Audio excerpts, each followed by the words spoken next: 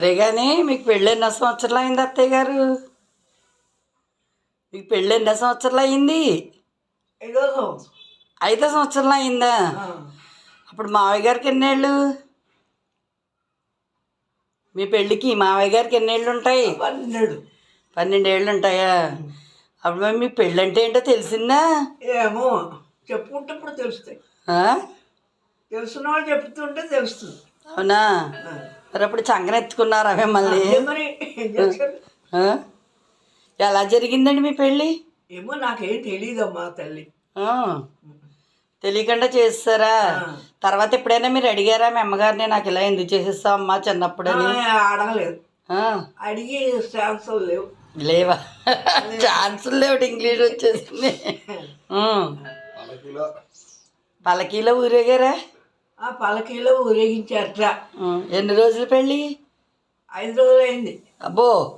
ముత్యాల పలకీలు అక్కడ ఊరేగింపు, గండాలింపుడు అని వసంత ఈ ఎవరో ఆయన పేరు మాడు స్వర్ణ గారు మా ఆయన ఎత్తుకున్నారట. ఈ నన్నేమో వెంకటేశ్వర పోరాడపడ్డ వెంకటేశ్వర గండాడి పక్క ఇక్కడ కూడా 2 చోట్ల కాకలపల్లలో తేపర్లో. మరి వెంటనే తీసిపోయారు అత్తారింటికి? పలకల్లో తీసుకెళ్ళారు. కాదు, పెళ్ళయిన తర్వాత మీరు ఎన్నాళ్ళు ఉన్నారు పుట్టింట్లో? అదేంటి 5 ఏళ్ళ ఉండడానికి ఇంకేం చెప్తారా? అదే మరి నాకు తెలియదు కదా, అందుకు అడుగుతున్నాను. అప్పుడు ఏం జరిగింది? పెద్ద అయ్యాక వెళ్ళారా? 14 వచ్చాక వెళ్ళారా కాపురానికి?